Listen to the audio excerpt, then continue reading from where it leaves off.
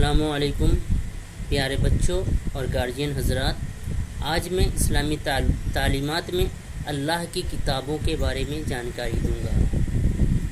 ہم سب جانتے ہیں کہ اللہ نے اپنے پیغمبر مختلف وقتوں میں بھیجیں۔ یہ سب پیغمبر اللہ کا نام لے کر لوگوں کو نصیحت کرتے تھے۔ پیغمبروں نے سکھایا کہ اس زمین پر زندگی کس طرح گزاری جائے۔ اللہ نے ان پیغمبروں کو کتابیں دی۔ یہ کتابیں سب مقدس، پاک اور عزت کے لائق ہیں۔ ایک سچا مسلمان اللہ کی ساری کتابوں پر ایمان رکھتا ہے۔ قرآن ہمیں بتاتا ہے کہ اللہ نے حضرت ابراہیم علیہ السلام کو صحف یعنی کہ چھوٹی چھوٹی کتابیں دی تھی۔ قرآن یہ بھی بتاتا ہے کہ اللہ نے حضرت داؤد علیہ السلام کو زبور، اللہ کی تعریف کے ترانے دیے تھے۔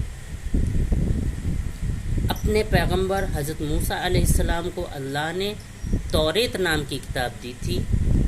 اللہ نے حضرت عیسیٰ علیہ السلام کو انجیل دی تھی، اور اللہ نے ہمارے پیغمبر حضرت محمد صلی اللہ علیہ وسلم کو قرآن دیا۔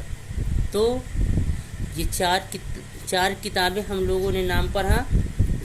حضرت داؤد علیہ السلام کو اللہ تعالیٰ نے زبور عطا کیا تھا، حضرت موسیٰ علیہ السلام کو توریت عطا کیا تھا، اور حضرت عیسیٰ علیہ السلام کو انجیل عطا کیا تھا، اور ہمارے نبی آخر الزمان حضرت محمد صلی اللہ علیہ وسلم کو قرآن پاک عطا کیا۔ اللہ کی رحمتیں اور برکتیں آپ صلی اللہ علیہ وسلم پر نازل ہو۔ آپ صلی اللہ علیہ وسلم اللہ کے آخری پیغمبر تھے، آخری پیغمبر ہیں۔ قرآن اللہ کی آخری مقدس کتاب ہے، اس لیے اس کی بات کا سننا اور ماننا ہمارے لیے ضروری ہے۔ اب سوال اٹھتا ہے کہ پہلے کی کتابیں کہاں گئی؟ پہلے کی کتابیں کیوں نہیں چل رہی ہیں؟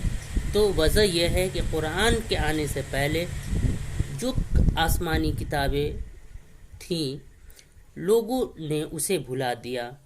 کچھ لوگوں نے اپنی اس کتاب میں پیغام کے کچھ اللہ کے جو پیغام تھے، وہ رسول نے جو پیغام سنایا تھا، اس پیغام کو لوگوں نے چھپا دیا، اور کچھ لوگوں نے اس میں کچھ تبدیلیاں کر دی۔ اس وجہ سے وہ کتابیں منسوخ ہو گئی، لیکن قرآن مکمل ہے۔ قرآن کے سارے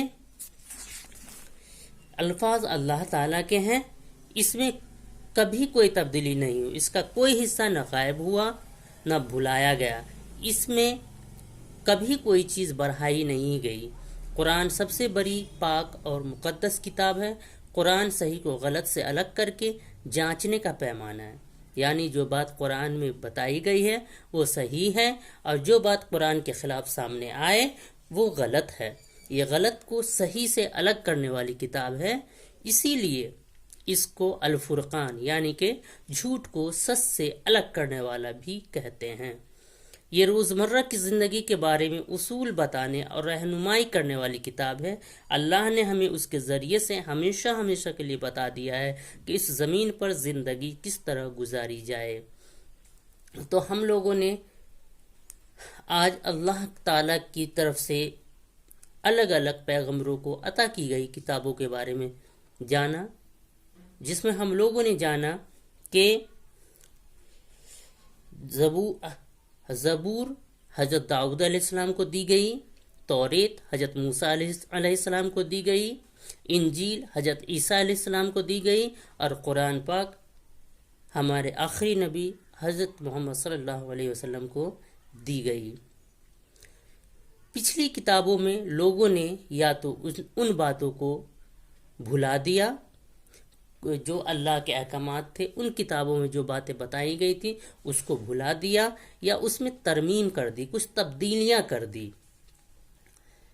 اور اپنی طرف سے کچھ باتیں جوڑ دی گئی۔ اس لیے وہ کتابیں منسوخ کر دی گئی، جسے کہا جاتا ہے کہ اٹھا لیا جانا۔ اللہ تعالیٰ نے اسے اٹھا لیا، مطلب لوگوں کے دلوں سے وہ باتیں نکال دی، اللہ تعالیٰ نے وہ باتیں بھلا دیا۔ لیکن قرآن پاک میں ایک بھی لفظ نہ بدلا ہے نہ بدلے گا. یہ ہمیشہ سے جیسے آیا تھا، جس طرح اللہ کے رسول کے پاس جیسے احکامات اللہ تعالیٰ کے آئے تھے، ہو بہو وہی احکامات قرآن میں آج بھی بتایا جاتا ہے. اس لیے یہ کتاب اب سچی کتاب اور صحیح پاک مقدس کتاب یہی ہے جو صحیح کو صحیح اور غلط کو غلط بتاتی ہے. اس میں جو باتیں صحیح بتایا گیا ہے وہ صحیح ہے، جو غلط بتایا گیا ہے وہ غلط ہے. اور صحیح اور غلط کو فرق کرنے کی وجہ سے صحیح کو صحیح اور غلط کو غلط فرق کو بتانے والی کتاب ہے، اس لیے اسے الفرقان بھی کہتے ہیں. اور یہ اس کتاب میں قرآن پاک کی حفاظت کی ذمہ داری اللہ تعالیٰ نے خود بھی لی ہے کہ اس میں کوئی بھی ترمیم یا کسی طرح کا کوئی بھی سازش، اس میں ترمیم کرنے کی سازش، اس کے کچھ حصے کو حذف کرنے کی سازش جو کہ لوگ کر رہے ہیں، جو کہ لوگ چاہتے ہیں کہ اس کی ان آیاتوں کو، ان صورتوں کو حذف کر دیا جائے، ہٹا دیا جائے، لیکن ان سب میں وہ ناکام ہوں گے، کیونکہ اللہ تعالیٰ نے اس کی حفاظت کا ذمہ خود لے رکھا ہے. وہ اس لیے کہ آپ صلی اللہ علیہ وسلم آخری رسول ہیں، آپ کے بعد کوئی رسول نہیں آئے گا، اس لیے آپ کی کتابوں کا بھی ذمہ اللہ تعالیٰ نے خود لے رکھا ہے. میں نے کوشش کی ہے اپنی بات کے ذریعے قرآن کی اہمیت کو سمجھانے کی، اور اللہ کی طرف سے پیغمبروں کو عطا کی گئی کتابوں کے بارے میں جانکاری میں نے دیا ہے. امید ہے کہ آپ کو علم ہو گیا ہوگا کہ آسمانی کتابیں کتنی ہیں اور کون سے نبی پہ کون سی کتابیں نازل ہوئی. اور پچھلی کتابوں کا کیا حال ہوا، وہ پچھلی کتابیں آج کیوں نہیں موجود ہیں الگ الگ شکلوں میں ہیں، جسے کہیں بائبل کے نام سے جانا جاتا ہے تو کہیں اور ناموں سے جانا جاتا ہے. ہبرو زبان میں تلمود وغیرہ ہوتا ہے، یہ سب توریت کے ہی انش ہیں، جس میں کچھ باتیں ملائی ہوئی ہیں، کچھ اپنی طرف سے ملائی ہوئی ہیں، کچھ حذف کیا ہوا ہے، اور اس طرح سے وہ کتابیں مکمل نہیں ہیں. تو میں یہیں پہ اپنا ویڈیو ختم کرتا ہوں. امید کرتا ہوں کہ آپ کو الگ الگ نبیوں پہ بھیجی گئی کتابوں کے بارے میں جانکاری ہو گیا ہوگا، اور کتاب کون کون سی کتابیں تھی اس کی بھی جانکاری آپ کو مل گئی ہوگی. شکریہ.